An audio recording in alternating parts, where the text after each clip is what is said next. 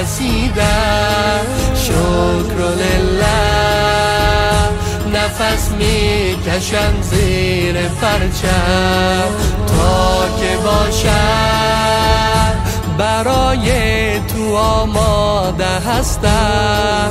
مرد رزمم چرا که حسن زاده هستم.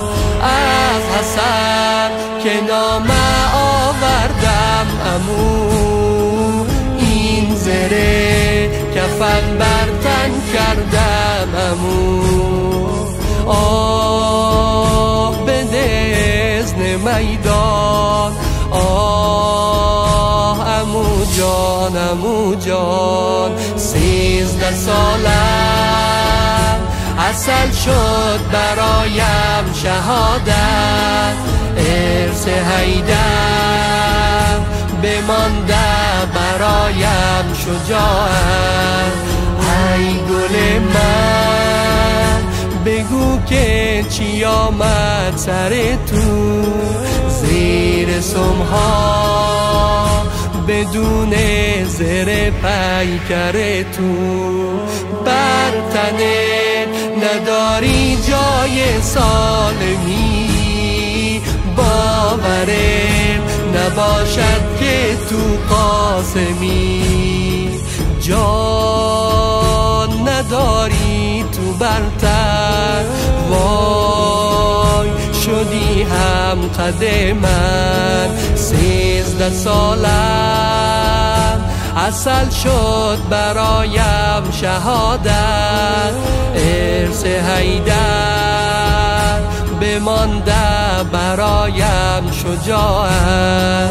یار دیگر برای تو آمد به صحنه، آمدم من بدون زر پا برهنه. آمدم نبینم تنها بی سپاه. ای عمو تو افتادی در قتل و گاه، وای چرا بین گودا.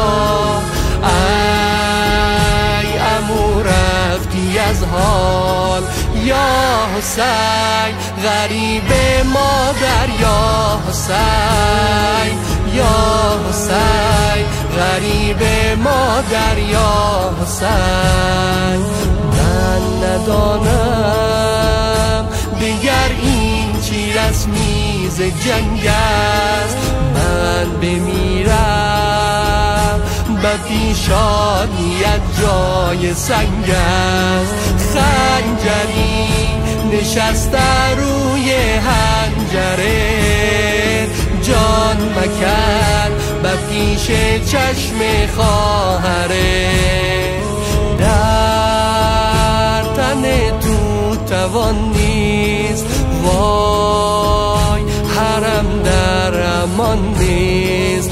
وای امان از دل مضطر زینب، وای امان از دل مضطر زینب. وای امان از دل مضطر زینب، وای امان از دل مضطر زینب.